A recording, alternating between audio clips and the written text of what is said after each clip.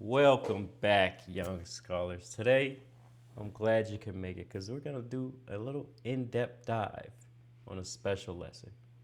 Let's take a look at some racists. That's right. We're going to be looking at the downright despicable levels of racism in this video told by Black Stories Untold. Let's just hop right into it, see what we can glean from this. Every level of racist in America explained. Level 1, the Karen. Let's start with everyone's favorite, the accidental racist. Ew, she is not a customer. She is just some bum that wandered in off the street. The Karen. The person who swears they're not racist while saying the most racist stuff imaginable. New York, 2020. Amy Cooper sees a black man bird watching, and somehow Minding his own damn business, as we usually are. That's what we got to deal with. her brain goes straight to 911. There's an African-American man threatening my life, she says, voice trembling like she's being chased by a serial killer instead of someone watching birds. These are your I have black friends people. They'll compliment your English like it's shocking you can speak. They'll touch your hair without asking. They'll tell you you're not like other black people. I ain't never had to deal with the touch of your hair, okay? But people outside of my race like that, you know. That shit sound crazy. Like, they just coming up to you, petting you like an animal. Because I've heard it. It's happened to some of my friends. I've seen it. And they shut that shit down real quick. But I just can't imagine going up to somebody and doing that. Shit's crazy. And think that's a compliment. Philadelphia, 2018. Two black men commit the heinous crime of existing in a Starbucks without buying coffee yet. The manager calls the cops. They get arrested for waiting. For waiting! Level 1 racists don't burn crosses. They just make your everyday life exhausting. 68% of workers deal with microaggressions regularly. But these people swear it's all misunderstandings. They're not trying to be racist, they're just really bad at not being racist. Parents literally have to teach kindergartners how to survive encounters with level 1 racists. But sure, it's just awkwardness, right? Here's the thing about accidental racists. They're everywhere, but they're symptoms of something way more organized. And on that note, with Karens and level 1 racists, as he put it, they are some of the most bitch-made people to ever walk this earth. You put a little bit of fire under their ass, folding. They're folding. Now, this is mainly with men in my experience. They folded. All right, 9 times out of 10, you heat up, they crumbling. They voice start getting shaky. They start stuttering. It's over. You do a little bit of pushback because they don't expect it. They surprised because they think they run the world. But you put it on them, they backing down. 9 times out of 10. Now, women, it's a different story. They're a little more concealed. You feel me? They're shielded with the veil of, he ain't gonna do nothing. He can't hit me, I'm a woman. So that's what backs their racism, okay?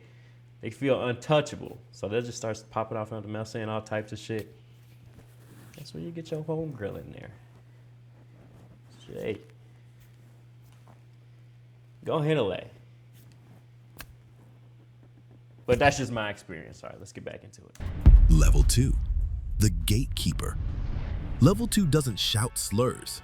They smile politely and say, unfortunately, that position has been filled, while your resume is still warm from the printer. These are your HR managers, loan officers, real estate agents, and school administrators. Why are they even fucking around to begin with? We know what you're gonna say. Wasting my damn time. Got me writing up cover letters and emails and shit, sending them off, waiting 3 weeks and be like, oh, sorry, unfortunately. Bitch. Don't waste my fucking time, all right? Let's keep going. They don't hate black people. They just happen to find reasons why black people don't quite fit. Chicago, 1930s. Government officials literally drew red lines around black neighborhoods like they were radioactive zones. Banks couldn't lend there. too risky, they said. Cool. Still getting sued and fined for it to this day, by the way. Still doing that shit. Totally normal behavior from professionals. Long Island, 2019. Real estate agents get caught on hidden camera. They show white couples the dream home and tell black couples with identical finances that everything's already pending. Magic. It's almost like nothing changed except the paperwork got prettier. Today's gatekeepers call it culture fit in hiring. They point to credit scores without mentioning how those scores got tanked by discriminatory lending. And so when people say, oh, the laws don't allow for it, oh, that's illegal, you can't be racist anymore in positions of power, this is what we're talking about. It don't matter what the fuck the law says. People gonna find a way to do this anyway, okay? The system is broken. Hands down, it just is. It's not gonna work for certain individuals. They're gonna face discrimination. And it's hard to prove. How are you gonna prove it? You're gonna take them to court and what they gonna say? Yeah, Your Honor, I discriminated against showing him this house because he's black. No, he's not gonna say that. They're not gonna say that. They're gonna say the house is already put up and somebody else got it. That's it. How you gonna prove it? Black home ownership sits at 46.4% compared to 75.8% for white families. Gee, wonder how that happened. Must be personal choice, right? School district administrators draw enrollment boundaries like military strategists, somehow always managing to separate rich white kids from poor black kids. It's not about race, it's about property values. Oh, boy, did I experience that. I went to a racist-ass Catholic school, boy. Those Catholic schools are some of the most racist schools you can ever send your child to. If you are black, do not send your kid to a Catholic school. It's not gonna work out. And if it does, they're just getting bullied all the time, all right? Getting called all types of slurs. N-word, this, you porch monkey this, yada, yada. Why your skin so dark? You've been rolling in the mud. They're gonna get it all. Don't let that little man on the cross hanging up there, don't let him fool you. Because that's a school of demons. All right? Don't let your child get possessed now. Yeah. And how exactly do you think those property values got that way? The gatekeeper is dangerous because they have institutional power and plausible deniability. They're not burning crosses. They're just following company policy that mysteriously always hurts the same people. But gatekeepers? That's child's play. Sometimes they don't even bother with individual discrimination. Level 3, the colorblind. Level 3 is where we get really creative. Why write obviously racist laws when you can write colorblind ones that just happen to devastate black communities? Pure coincidence, obviously. These are your state legislators, federal congresspeople, and policy wonks. They craft laws that sound totally fair on paper, but work like surgical strikes against black communities. Washington, D.C., 1986. Congress decides crack, predominantly used in black communities, gets you 100 times the sentence of powder cocaine. Same drug, different packaging. But hey, the law doesn't mention race, so totally fair, right? Exactly. See, this is what I'm talking about. These are the laws they implement. Motherfuckers smoking cocaine out the ass. What do they get? Yeah, maybe a couple years, 5 or something. You got crack on you? Yeah, you're cooked. And where's that? Predominantly black communities. This ain't no coincidence. These lawmakers love voter ID requirements. Everyone should have ID. Sure, except ID costs money. DMVs are mysteriously rare in certain neighborhoods, and some folks work 3 jobs without time for bureaucratic field trips. But Now, to vote, I do agree. Everybody should have a form of identification. Then again, I'm of the opinion anything the government requires you to have should not cost shit. Why do I need to pay for something that you want me to have? Fuck sense does that make? Come on. Technically, colorblind. Mission accomplished. They fund algorithms for hiring and lending without checking for bias. Facial recognition error rate for light-skinned men, 0.8%. For darker-skinned women, 34.7%. But it's just math, so it must be objective. They're not racist. They just signed off on systems that learned from our totally not racist data. The modern policymaker creates mass incarceration that looks totally legitimate. Voter suppression that's technically legal. Algorithmic bias that scales discrimination to industrial levels, all while maintaining plausible deniability. They don't wear hoods. They wear suits and hide behind focus groups and polling data. But sometimes, elected officials drop the act entirely and just go full authoritarian. Level 4, the enforcer. Level 4 is where your own government decides black people organizing is a national security threat. Not the Klan, not actual terrorists, people asking for equal rights. These are FBI agents, police chiefs, prosecutors, and intelligence officials who use. You see them walking around with guns and shit, masked up in a full, damn near looking like a whole Klan rally. Or they just standing by chilling, ain't nothing, doing nothing. You see a group of black people exercising their right to bear arms, walking around in a group. The whole law coming down on their ass. Get on the ground, put that weapon out, I'll kill you. Don't ask me, look this shit up. I ain't lying. The full power of the state to crush black leadership. California and Illinois, 1960s to 70s.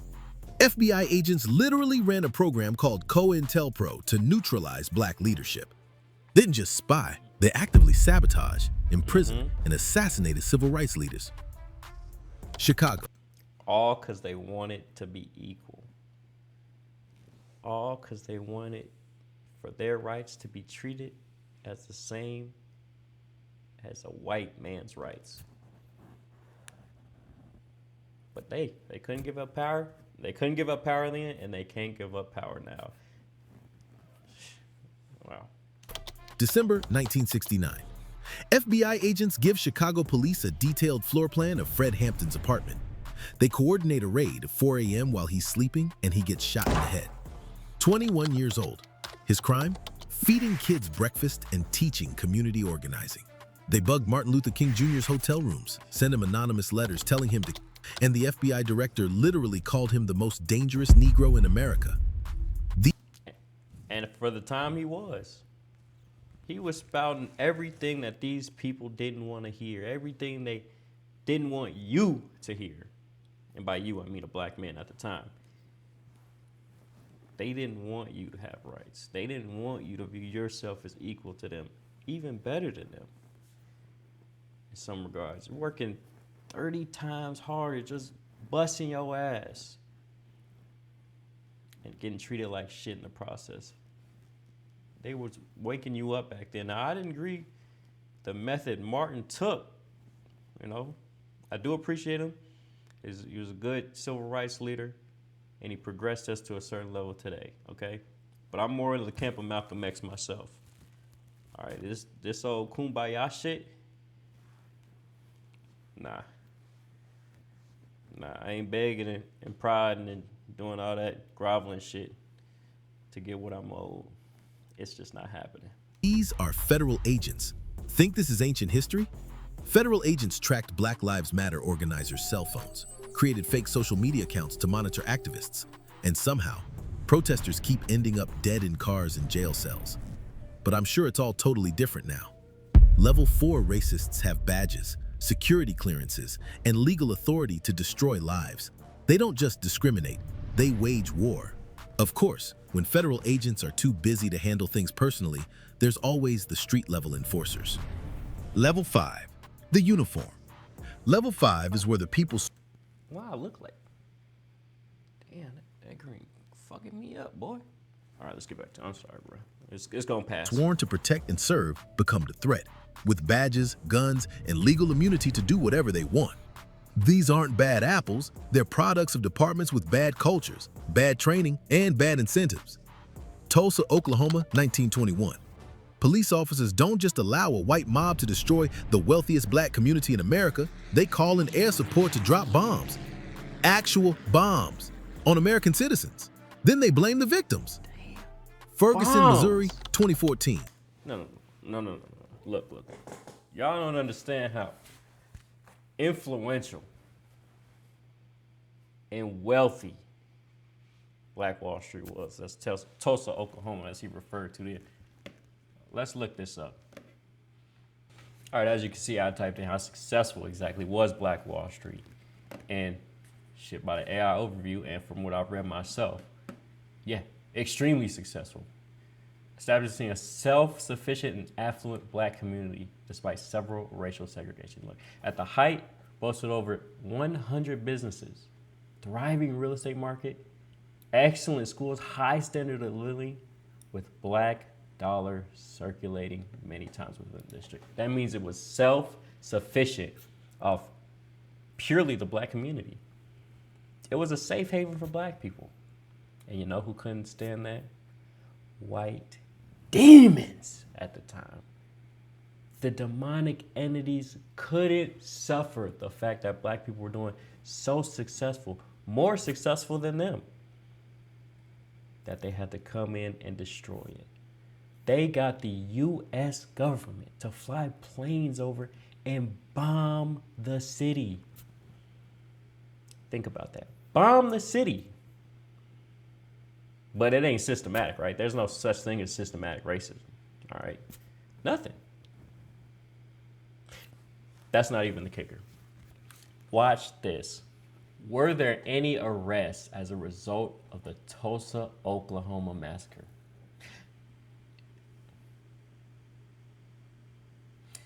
No white perpetrators of the 1922 Tulsa race massacre were arrested or prosecuted for the violence. In fact, local legal systems failed to deliver justice for the victims. While non-white mob members faced charges, the police arrested and detained thousands of black residents in internment camps after the attack.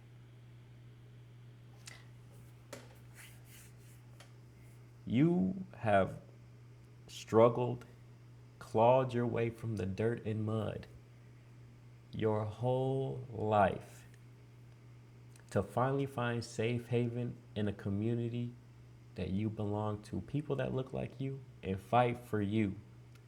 Make businesses for you and yours. Things are going great. You've built a family. Nothing could go wrong. Your community is solid. And then demons that you try to escape all your life show up at the door bearing guns and fire, dropping it on your home, decimating what you built up in a single night. Miraculously, you survived. But that surviving ain't without consequence, because you find yourself on trial for the massacre done against you. But it ain't systematic. Systemic racism doesn't exist. Yeah, man. This country was not built on peace. Far from it. And it still ain't. Let's get back to it. The Department of Justice finds police officers were basically running a legal extortion racket, targeting black residents for traffic tickets to fund the city budget, almost like taxation without representation, but with tasers. New York City, 2000s. Police officers conduct 700,000 stop and frisk encounters per year, 90% on black and Latino men.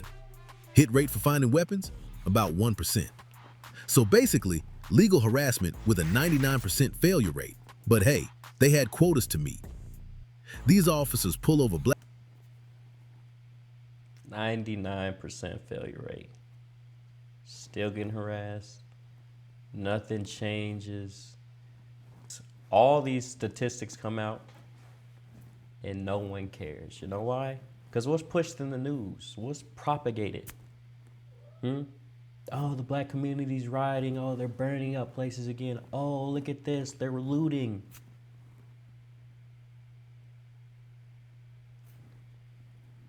There's a reason why you get fed the information you get fed. It's to keep you dumb and blind to the truth.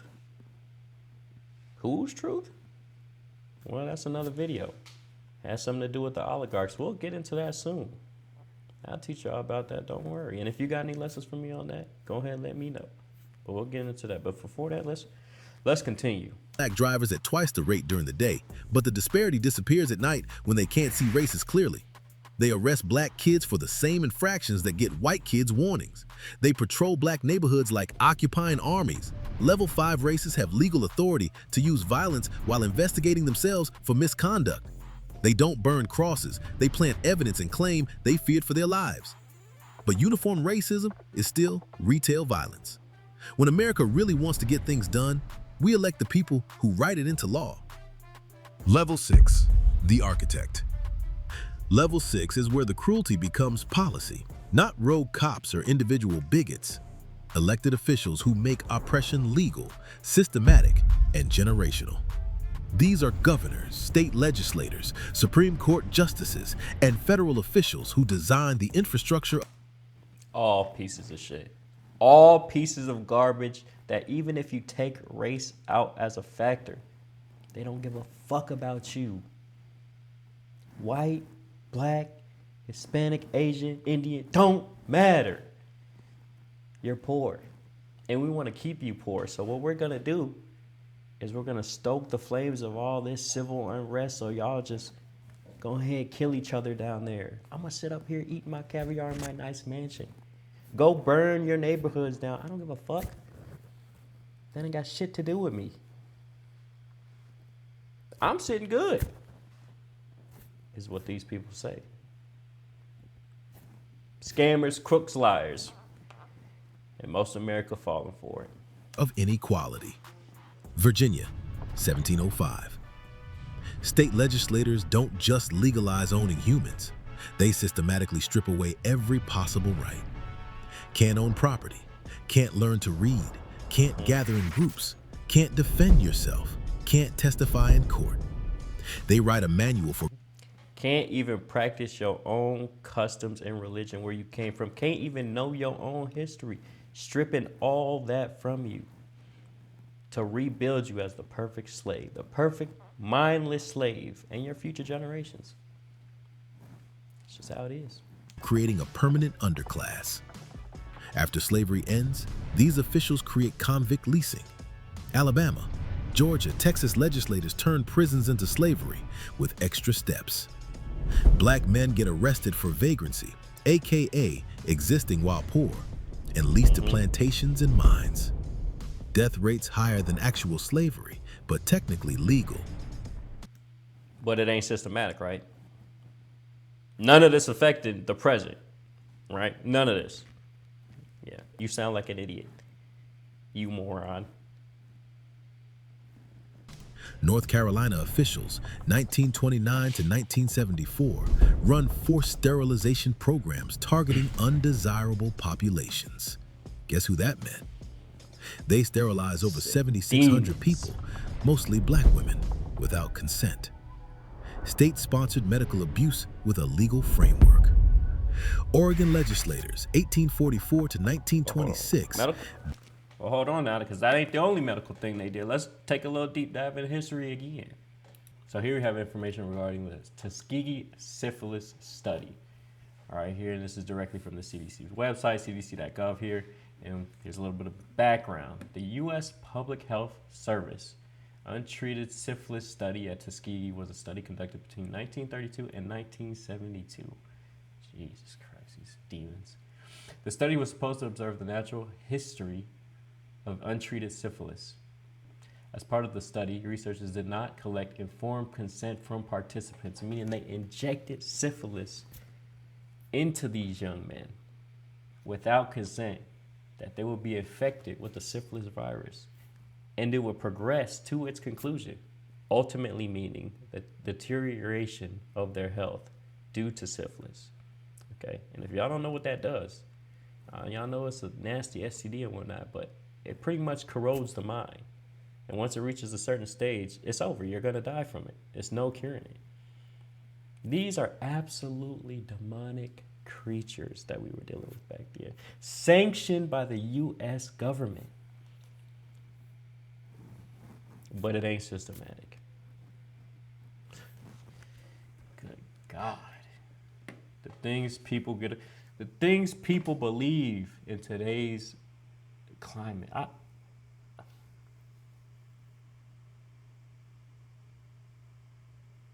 I just don't even know, man. Y'all need to wake up. Y'all need to wake up. Ban black people from living in the entire state. Not just slavery, straight up apartheid. Whites only carved into the state constitution. The liberal West Coast, everybody. And what are we seeing again? That little whites only town that they got going on, popping up. Everybody like, oh, just let them do this, their thing. How soon is it before this happens? Whites only town, turns into a whites only district, whites only state. We're pushing them all out. When does it end? When does it end? Modern officials build highways straight through black neighborhoods, like surgical strikes. I-10 through New Orleans, I-95 through Miami's Overtown. Urban renewal, they call it. Urban removal is more accurate. Level 6 racists don't just discriminate. They engineer society to make discrimination automatic. They don't wear hoods. They wear robes and sit in marble buildings. But even legal oppression requires paperwork and process. Sometimes people just say screw it and go full terrorist. Level 7, the terrorist. Level 7 is where we stop pretending there are rules. Domestic terrorists who use public violence to keep entire communities in line through sheer fear. And these are the people who they point to.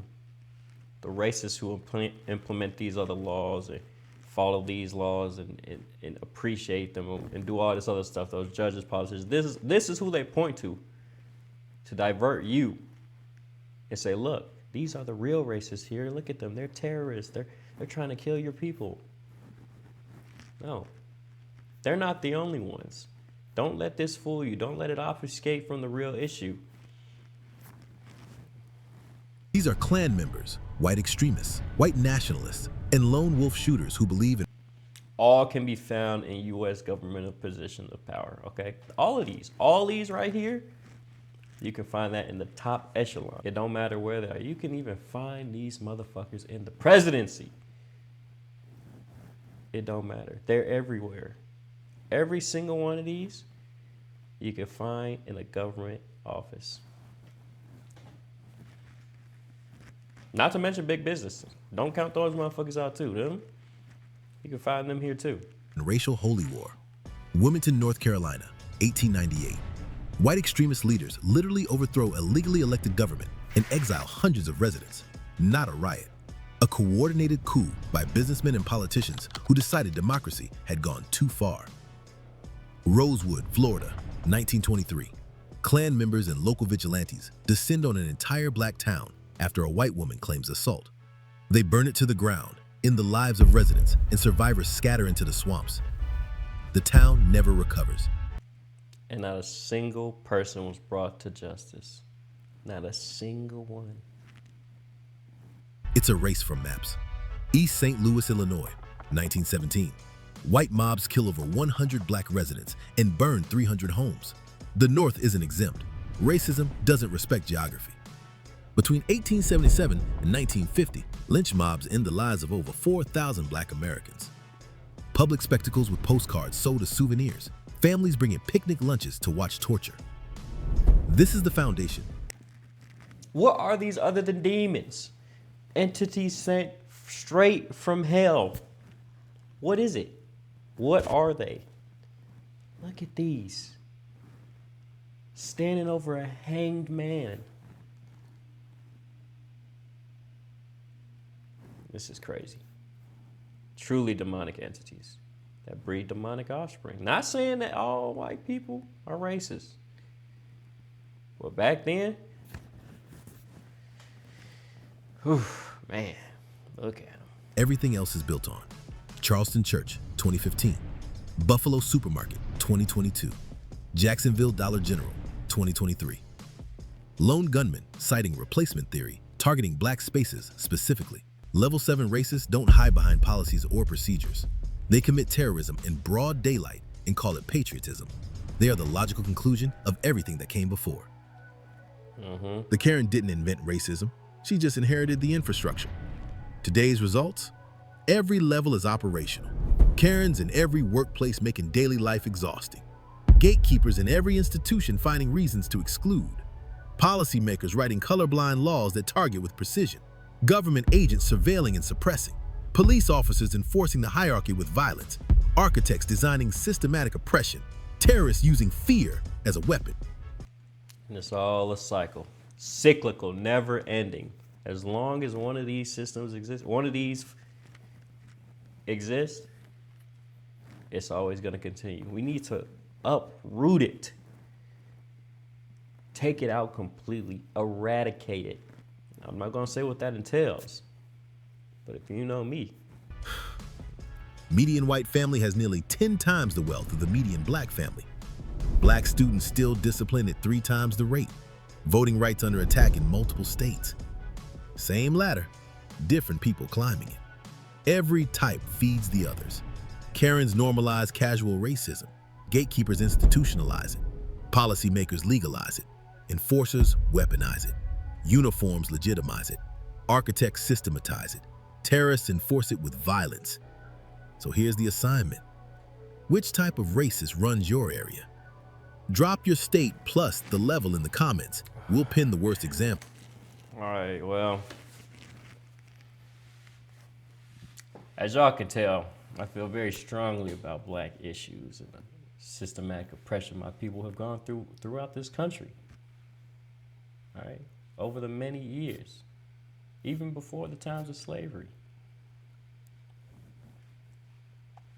All that to say, these racism, along with all the other little civil discourse that's going on, you know, racism, this battle that popped out between men and women, gay, trans rights, what's happening overseas, Israel, Palestine, Ukraine, all this shit is just a tool of control. Don't get it twisted. These are issues that need to be addressed, but they are simply symptoms of a greater cause. A greater issue that is the oligarchy that runs this country and wants to keep you dumb, fat,